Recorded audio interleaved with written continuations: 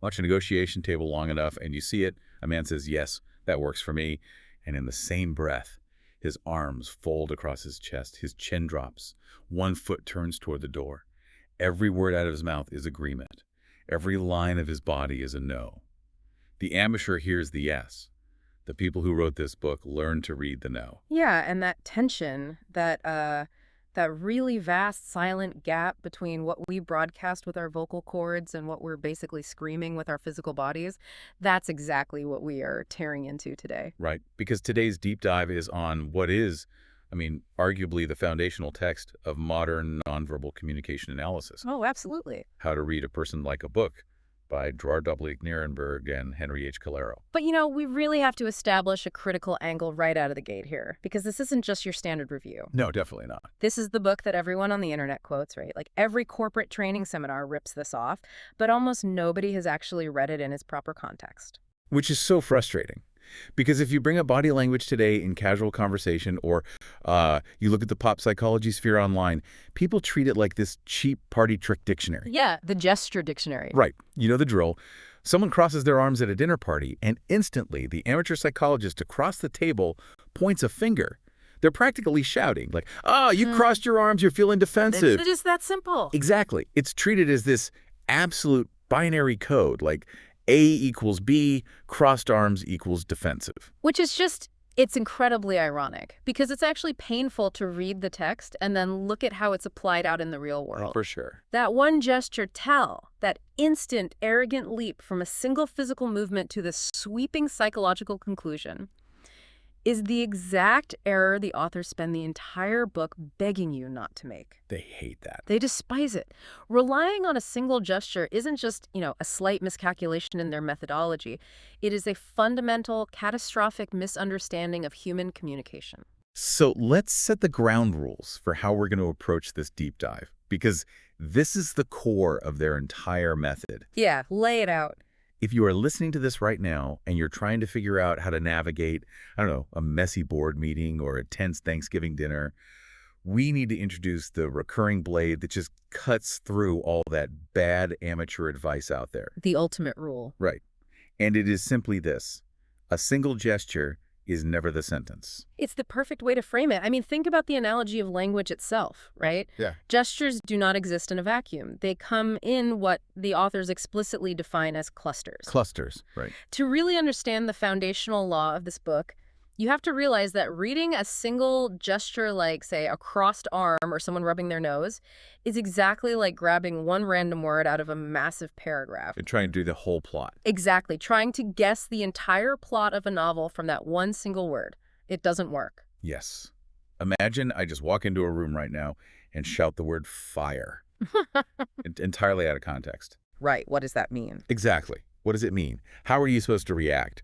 Am I an army commander yelling at a firing squad to shoot their rifles? Or a panicked tenant in a hallway, warning you to flee a burning apartment building? Or, and this is the thing, am I just sitting in a really cozy cabin, pointing at the hearth and describing it to you? You literally cannot know until you hear the rest of the sentence. You need the surrounding words. The cluster. Right, the cluster, to give that single word its actual meaning.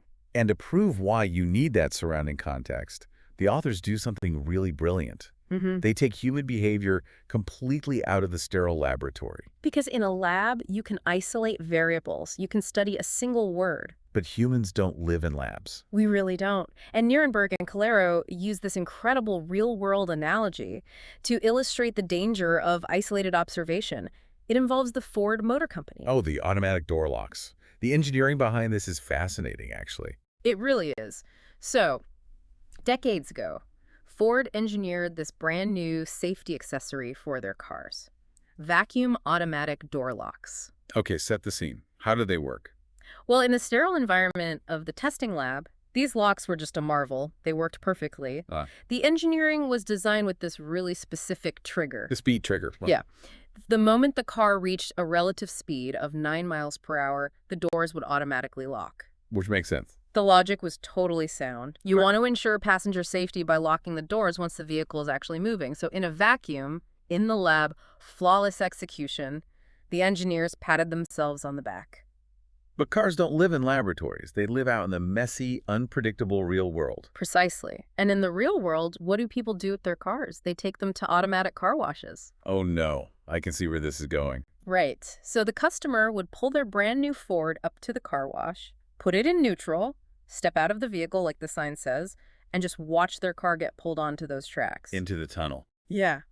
And the giant spinning white wall brushes would come down and start vigorously scrubbing the wheels. And the brushes spin fast. Very fast. Because those brushes were spinning the wheels at a relative speed that exceeded 9 miles per hour, the car's internal sensors were triggered. The car literally thinks it's driving down the street. Exactly. So the doors locked automatically. Oh. While the drivers were standing outside, completely helpless, just watching their cars slowly move through the wash. Oh, that is so brutal. At the end of the line, you had these furious Ford owners who were forced to hire locksmiths just to break back into their own freshly washed vehicles. Ford had to completely scrap the design, didn't they? They had to go entirely back to the drawing board. You know, the metaphor here is just devastating for the pop psychology body language crowd. It really is. Because what Nierenberg and Calero are saying is that you absolutely cannot study human gestures in these isolated, sterile laboratory vacuums. You can't just look at a static photograph of someone with a crossed arm.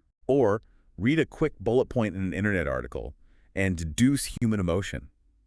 You have to look at the messy, spinning brushes of real-life interactions.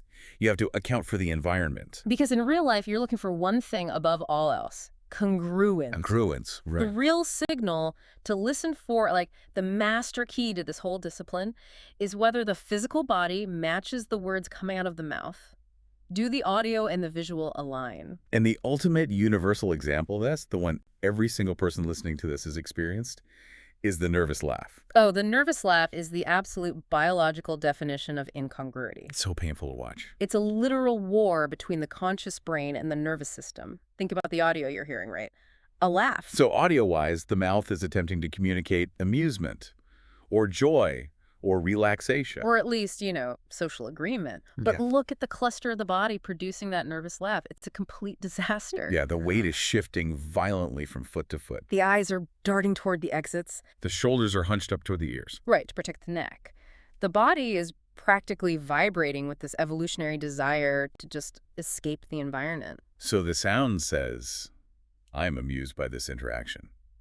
But the physical gesture cluster screams, my amygdala is firing rapidly, and I am terrified. Exactly. If you only listen to the audio, if you only read the single word, you miss the reality of the situation entirely. The body is completely betraying the mouth. The mouth is a diplomat. Oh, I like that. Yeah, but the body is a terrible liar.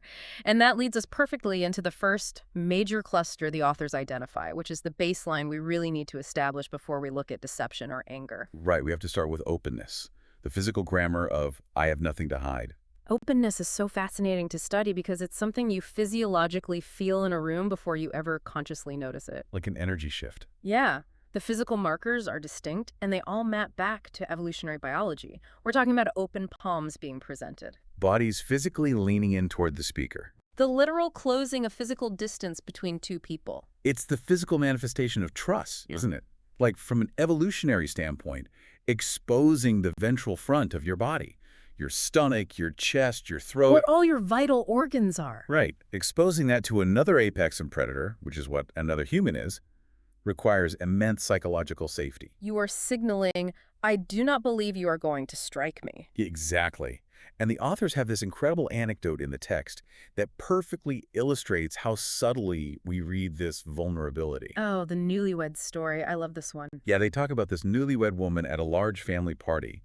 So she's standing in a room full of people, mostly her new husband's extended family. But the crowd was interspersed with random neighbors, right? Yeah, friends of friends, distant acquaintances she had never met. It's a big, messy gathering. And the researchers essentially asked her to play a game. They asked her to identify who was actual family like, the deep in-group, and who were the outsiders, just by standing against the wall and observing the room. And she nailed it. Completely. Out of 10 guesses, she got 8. Perfectly correct. But her secret wasn't like eavesdropping on conversations. No. She wasn't looking for shared physical resemblances or listening for family gossip. What did she do?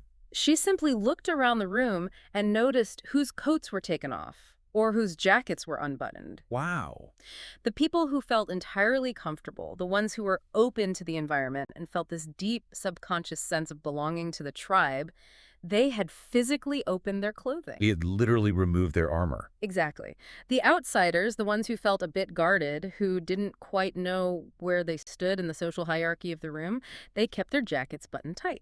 Which is a brilliant observation of a microcluster in a purely social setting. But if we take that exact same biological principle out of the family party and put it into the brutal high-stakes world of corporate negotiations, the stakes become even clearer. Yeah, the contrast is stark. I was actually fascinated by an observation you pulled from the text regarding a business conference in Jamaica. Oh, man.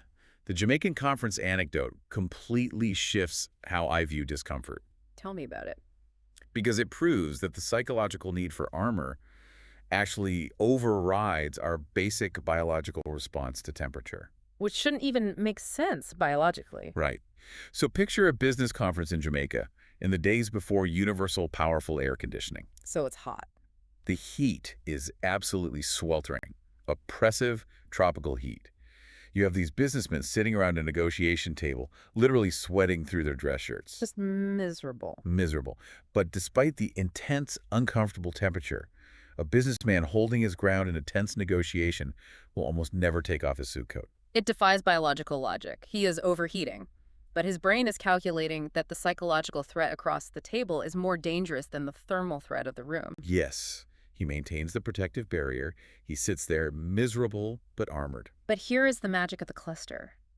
The moment like, the exact fraction of a second, an agreement seems near. When the tension finally breaks. Right. When a deal is in sight, what happens? He reaches up, unbuttons the coat, or just takes it off entirely and drapes it over the chair. The unbuttoning of the coat isn't about the temperature of the room suddenly getting to him. It is the physical manifestation of the conscious thought, okay, we might actually have a deal here. I can disarm. It's the body signaling a lowering of defenses. The brain has declared the environment safe. But this raises the immediate counter question, right? What happens when that openness is threatened? Right. What happens when a negotiation turns sour or a casual conversation suddenly shifts to a highly sensitive topic? The body instantly begins to build a wall. Literally, brick by brick. Which brings us to the defensiveness cluster. And this is where we have to be incredibly precise. Because this is the cluster everyone gets wrong. Everyone. The classic defensive posture is the one everyone knows. Arms crossed high on the chest. The body draws back, physically retreating from the opposer. The hands often ball up. Okay, hold on. Let me push back here. Because this is exactly where the amateur body language experts get unbearable. Fair enough. And frankly, this is the cognitive bandwidth problem. If I am in a freezing cold conference room, or if I'm sitting in a really awkward chair with no armrests, Yeah. folding my arms is literally just the most comfortable, thermodynamically efficient place to put my hands. Are you telling me I'm secretly defensive just because I'm slouching comfortably to stay warm? And that is an entirely valid pushback. In fact, that pushback is the exact thesis of Nierenberg and Calero's work. Okay. That is why they insist you never, ever read the arm alone. The arm crossing is just the first word in the sentence. The first word. Right. Yeah. If you want to know if the person across from you is truly emotionally defensive, or if the building's super just cranked the AC too high, you have to look for the amplifiers. The amplifiers. Okay, if I'm pitching a slide deck to a room full of people, what do those amplifiers actually look like? Let's break down the mechanics. If someone is just cold, they will cross their arms, yes. But look at their hands. What are the hands doing? A cold person will usually tuck their hands flat under their armpits to preserve body heat. Oh, that makes sense. Their shoulders will be shrugged up toward their ears to protect the back of their neck from the draft. The posture is compact, but it's not aggressive. Okay, so what is the aggressive version? What am I looking for if they hate my pitch? If someone is defensive, their body is preparing for a confrontation. It's a fight-or-flight response. So, look at their fingers. Are those fingers wrapped around their own bicep in a white-knuckled stranglehold? Oh, wow. Are the hands clenched into tight fists where they rest on the arm? A cold person doesn't make fists. A defensive person is unconsciously preparing for physical combat. The muscle tension is the amplifier. Exactly. You are looking for the kinetic energy stored in the body. That distinction is crucial. It's not the position of the limbs, it's the tension in the grip that reveals the emotion. And I know the authors point out a really interesting gender difference here too, which speaks to how socialization impacts these defensive clusters. Yes, the text notes a very specific divergence in how men and women construct this physical wall. When men cross their arms defensively, they tend to cross them very high up on the chest. And biologically, this makes sense, right? They are puffing out the torso, attempting to look larger and more imposing. Like a silverback gorilla beating its chest. But women tend to cross their arms significantly lower on their torso. Why is that? Well, the authors point out that this is a protective posture that is often adopted starting way back in puberty. Yeah, as their bodies develop and draw unwanted attention, crossing the arms low becomes this ingrained, subconscious way of guarding the body when feeling threatened or exposed. It is a profound observation about how our physical development and our socialization shape our nonverbal vocabulary. We carry our history in our posture. We really do. But to return to your earlier challenge, if you see someone with their arms crossed, you must immediately force your brain to scan for the tight fists, the clenched jaw, the drawn-back posture. Because if they're just cold, you won't see that white-knuckled stranglehold. Exactly, and this is why we have to keep coming back to the core law of the book. A single gesture is never the sentence. You have to read the whole paragraph of the body. Right. You have to read the tension, the context, the environment. So we've looked at openness, where the drawbridge is down. And we've looked at defensiveness, where the wall is up. But what about the space in between? What about the state where someone hasn't actually made up their mind yet? That is the evaluation cluster, the physical signature of a deciding mind. This one is so common in meetings. Oh, everywhere. When someone is genuinely weighing a proposal or deeply considering the data you are presenting, their body adopts very specific postures to facilitate that internal processing. The classic one, of course, is the hand to the cheek. Right, you immediately think of Rodin's sculpture, the thinker, or a slow, deliberate stroke of the chin. Or peering over a pair of dropped eyeglasses. What's fascinating here from a psychological standpoint is how people use physical objects, like those glasses, to mask the evaluation process. Could buy time. Yes, they use props to buy themselves time. I see this in meetings constantly. And once you realize what it is, you can't unsee it. It's so obvious once you know. Someone will be asked a really tough, complex question. And instead of answering immediately, which might lead to a mistake, They take off their glasses. and they slowly, methodically start cleaning the lenses with a microfiber cloth, even if the glasses are already completely spotless. Exactly. Or the classic example of the pipe smoker. He's asked a tough question, and suddenly he needs to go through this elaborate multi-step ritual, Tapping out the ash, cleaning the bowl. packing fresh tobacco, relighting his pipe all right before making a decision, or, in more modern context, someone taking the earpiece of their glasses and placing it in their mouth. It is a physical stall tactic. Their prefrontal cortex is screaming, I need 10 more seconds to process this data without looking incompetent. So the body orchestrates a busy work task to justify the silence. The busy work provides a socially acceptable cover for the mental processing delay. But let me admit some confusion here, because the reality of the boardroom is messy. It always is. What's the confusion? I see people sitting in long meetings with their head resting on their hand all the time. Sure. But half the time, they don't look like they are in deep evaluation. They look like they are dead-eyed bored and actively praying for the meeting to end so they can go to lunch. That's a very real scenario. Right. So if I'm pitching an idea, how do I actually tell the difference between I am deeply evaluating your brilliant proposal and I am completely checked out and borderline comatose? That is a crucial distinction, because misreading that could cause you to either keep talking when you should stop or stop talking when you finally have their attention. Exactly. And the book provides a very specific physical cue rooted in biomechanics to differentiate the two. It all comes down to where the physical weight of the human skull is resting. Okay, break down the biomechanics for me. Give me the visual. True evaluation, the active, deciding mind, usually features a hand resting lightly on the cheek, often with the index finger extended upward along the face. Pointing toward the temple. Yes, pointing up. But here is the key. The head is not fully supported by the hand. The neck muscles are still engaged. Oh, that makes sense. The spine is relatively aligned. It is a posture of active, energetic attention. The finger on the cheek is an anchor point, not a crutch. Okay, so what about boredom? What happens to the biomechanics when the brain checks out? Boredom is gravity taking over. Gravity. The entire heavy weight of the head which weighs roughly 10 to 12 pounds, is completely propped up and surrendered into the palm of the hand. The neck muscles have essentially given up. They have tapped out. The eye contact usually drops or glazes over. The index finger isn't pointing upward in an engaged manner anymore. The whole hand is literally just acting as a shelf for a tired skull. That is such a vivid practical distinction. Extended index finger with engaged neck muscles equals evaluation. And heavy skull surrendered into a flat palm equals somebody who is wishing they were anywhere else. And that heavy skull of boredom is gravity taking over. But gravity isn't the only force acting on a bored listener. Eventually, the biological instinct to flee kicks in. Yes, the wish to leave. Because evaluation is emotionally neutral, right? They're just weighing the data. But what happens if that internal decision process turns negative? If they evaluate your idea or they get bored and they internally decide, I want out of this. Right. The body quietly begins to orchestrate a physical exit long before the mouth is brave enough to say a word. Which brings us to the cluster of suspicion and the wish to leave. This is the body announcing a departure that the mouth hasn't agreed to yet, because social politeness forces them to stay in the room. This is where we see the literal physical embodiment of the phrase giving someone the cold shoulder. The sideways glance. Yes, the authors describe it perfectly. It's like a fencer squaring off. If you think about a sword fight, you don't stand square to your opponent, exposing your full chest.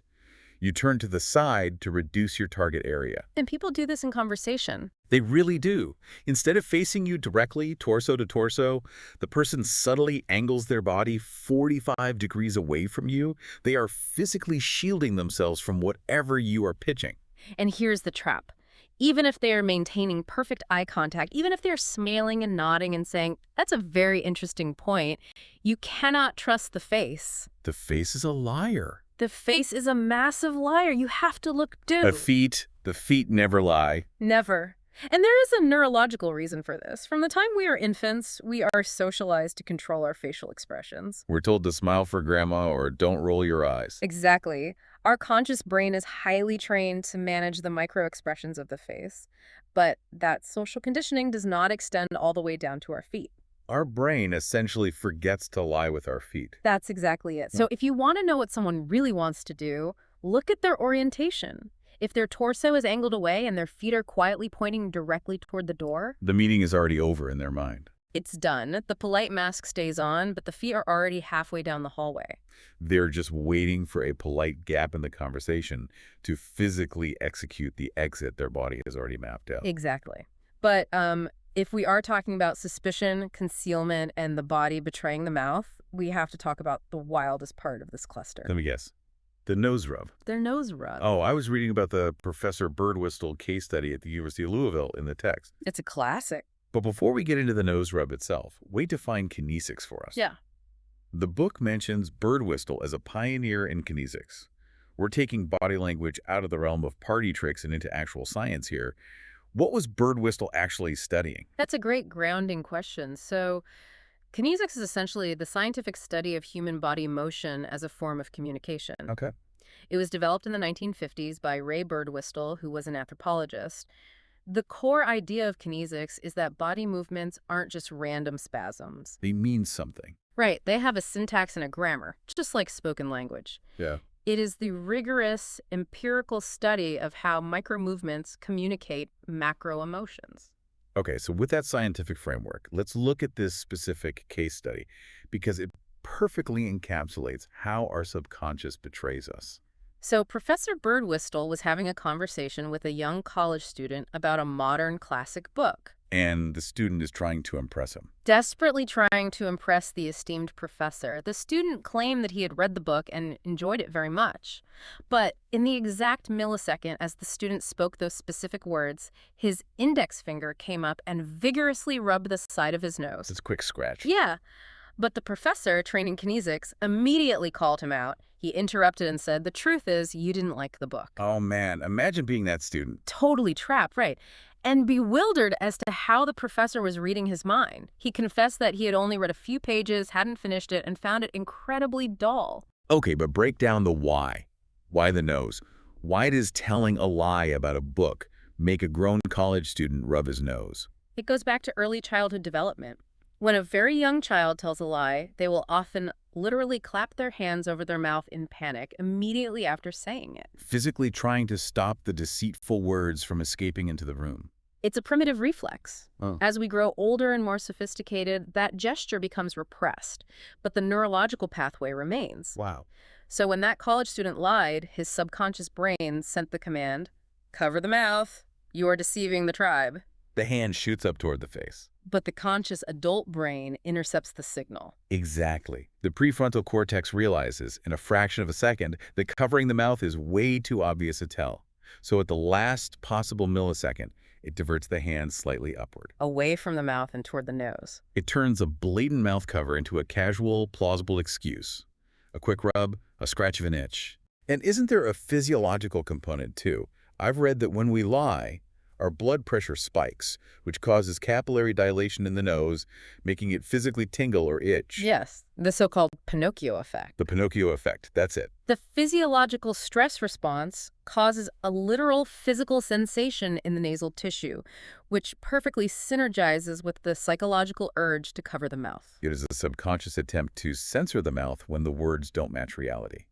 That is just wild. The body is literally fighting a war with the mouth, trying to silence it. So we've seen defensiveness, we've seen suspicion, we've seen concealment, but let's flip the script entirely. Let's do it. Let's look at the body language of someone who isn't trying to hide anything, who isn't defensive, but who believes they completely own the room. Yes. We are moving into the cluster of readiness and control. This is the posture of high enthusiasm or high unchecked dominance. The classic stance here is when we see in athletes, politicians, and CEOs all the time.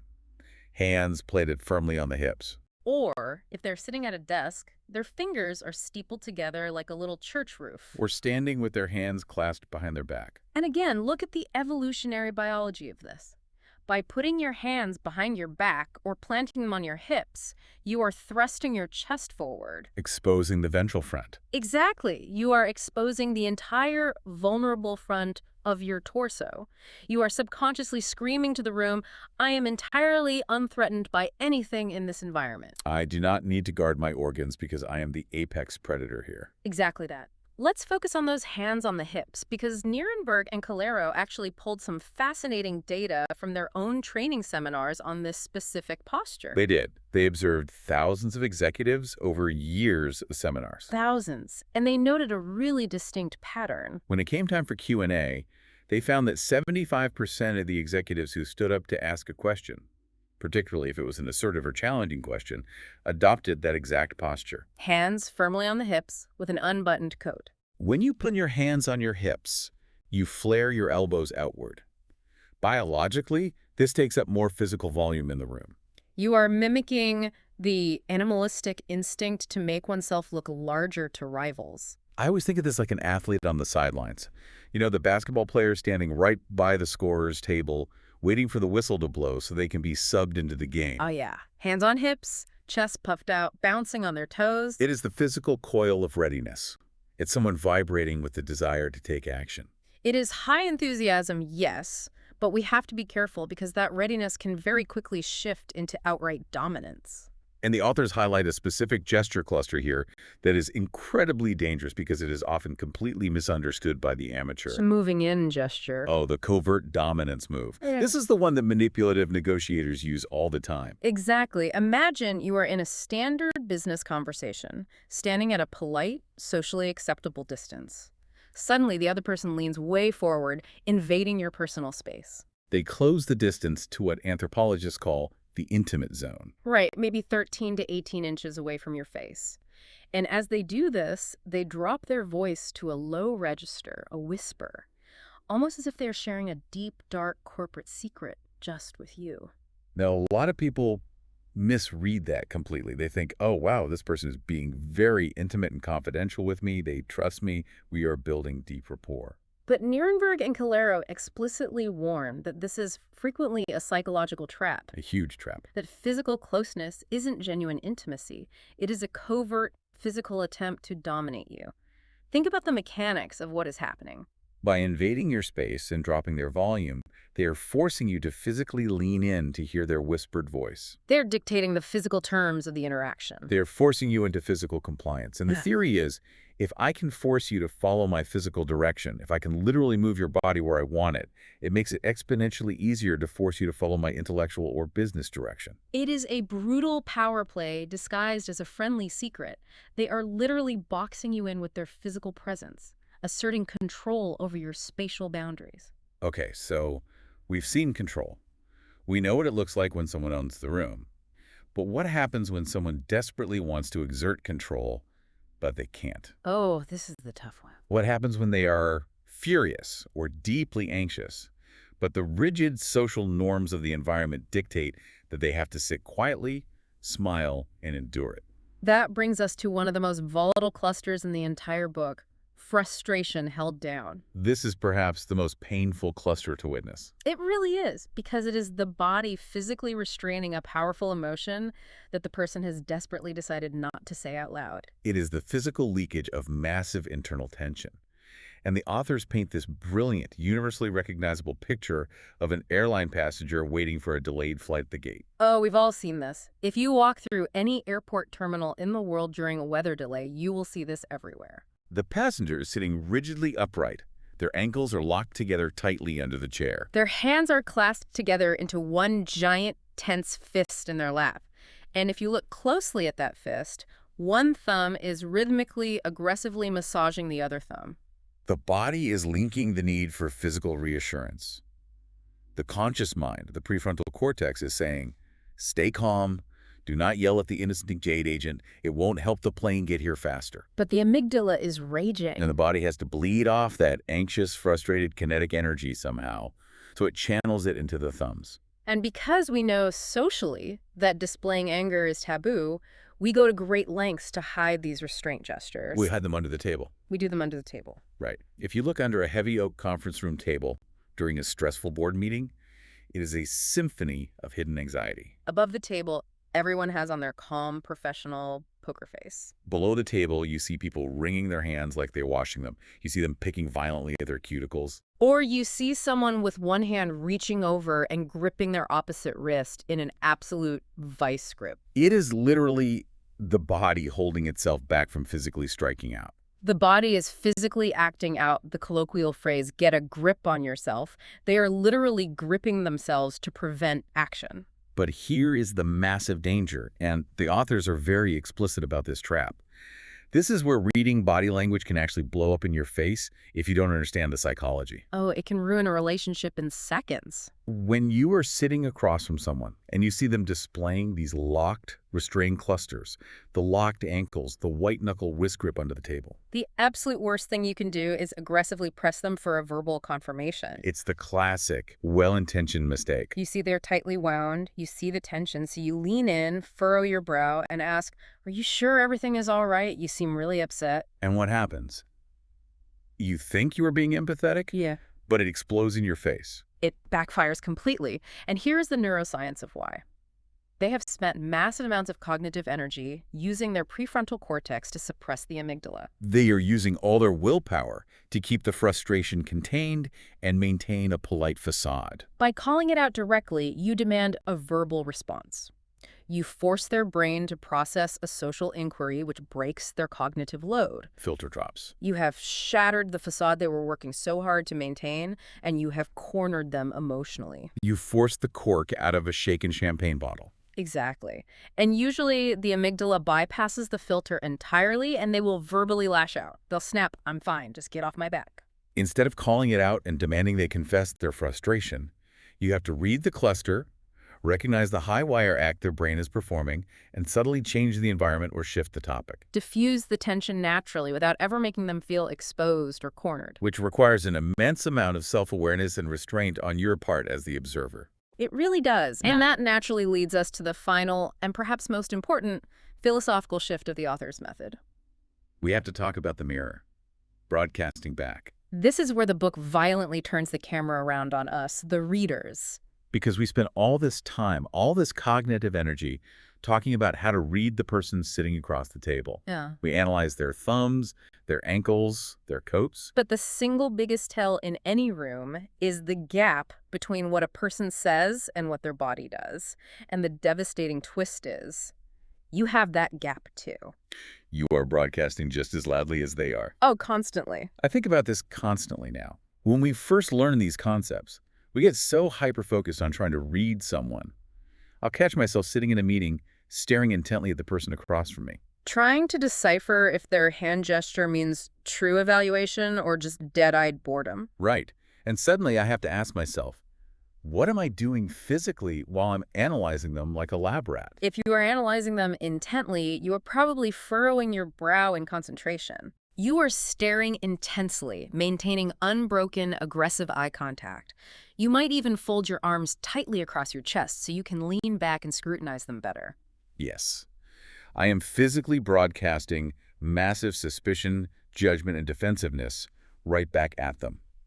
And what is their subconscious going to do when they look up and see me glaring at them with folded arms and a pinched face? They're going to shut down immediately. The authors refer to this trap as subconscious empathy, and it is incredibly dangerous to any negotiation. Explain subconscious empathy a bit more. Well, human beings are mirroring machines. We have mirror neurons designed to reflect the energy we encounter. Right. If we misread a gesture as hostile, say, someone crosses their arms just because they are cold, but we haughtily jump to the conclusion that they're angry and closed off, we unconsciously respond with our own hostility. We harden our own posture. We change the tone of our voice to be more clipped and defensive. We precipitate the exact negative reaction we were worried about in the first place. We create a self-fulfilling prophecy. We create a vicious cycle of hostility out of thin air. We ruin the negotiation. We damage the relationship, all because we allowed a misread, isolated gesture to dictate our own nonverbal broadcast. And this is why we have to constantly remind ourselves to violently force our brains out of that subconscious reactive loop and look for the congruence. We cannot act on the first thing we see. We have to remember the fundamental rule. A single gesture is never the sentence. You must read the cluster, confirm it with the spoken words, evaluate the environmental context, and be hyper-aware of what your own body is bringing to the table. We need to take a second here at the end to get really honest with you, the listener, because there's a tension in this topic that we cannot ignore. Yeah, we have to talk about the dark side of this. If you read this book the wrong way, Yeah. if you skim it looking for hacks, this entire discipline just feeds a really cheap, ugly superiority complex. It absolutely does. It can become a tool for deep arrogance. You read a few chapters, you learn a few tells, and suddenly you think you are a literal mind reader. You sit in the coffee shop, you spot one crossed arm, and you smugly declare to yourself, that person is closed off. I know their secret, insecure thoughts. I am the smartest person in this room. It becomes this pathetic parlor trick to inflate your own ego. And Nierenberg and Calero would absolutely wince at that application of their life's work. Oh, they'd hate it. To them, single gesture reading isn't a skill to be proud of. It is an error. It is the hallmark of a lazy amateur who fundamentally misunderstands human complexity. And I'd argue there is a much darker misuse, too. It's not just about being smug. It's about outright manipulation. Using it as a weapon. Yes. If you were reading people's body language just to hunt for their weaknesses, looking for the exact moment they grip their wrist so you know you've successfully stressed them out, Looking for the nose rub so you can ruthlessly corner them in a lie. you are entirely missing the point of the text. You are using the knowledge to intimidate and extract. You are taking a tool meant for understanding and turning it into a cudgel. Exactly. The goal of this book shouldn't be to corner people based on their physical leaks. The goal is to use this heightened awareness to genuinely understand what they cannot bring themselves to say out loud. If you see the locked ankles and the violently massaging thumbs, your thoughts shouldn't be, gotcha, I know you're anxious, I'm going to press my advantage and crush you in this negotiation. Your thought should be, this person is struggling. The environment is hostile to them right now. How can I adjust my approach? How can I change my own posture to make this environment safer for them to speak their mind? The tool itself, the ability to decode nonverbal communication, is entirely inherently neutral. It is just data. The aim of the person wielding the tool is everything. Are you using this knowledge to win a zero-sum game, or are you using it to actually connect with another human being? So what does this all mean for you? How do we synthesize decades of empirical kinesics research by Nierenberg and Calero into something you can actually use tomorrow morning. The entire sweeping philosophy of the book collapses into one single vital discipline. Which is? You have to stop hunting for the one damning gotcha gesture. Let go of the fantasy that you are a human lie detector. Instead, start doing the hard work of reading the cluster. Look for the congruence between the audio of the mouth and the visual of the body. And most importantly, notice the gap when they do not align and meet that gap with curiosity, not judgment. So here's a final thought to mull over, a provocation for you to take into your week. The next time you are sitting at a tense negotiation table, or in a heated family meeting, Or just grabbing coffee with a friend who seems inexplicably distant. before you try to decode the room, try to decode yourself. Turn the camera inward. Be brave enough to read your own physical leakage. Notice your own locked ankles hiding under the table. Notice your own hand creeping up to rub the back of your neck when you feel stressed by the conversation. Do the hard work of reading the complex clusters with the people around you? Absolutely. But first, do it with yourself. Yeah. Because a single gesture is never the sentence.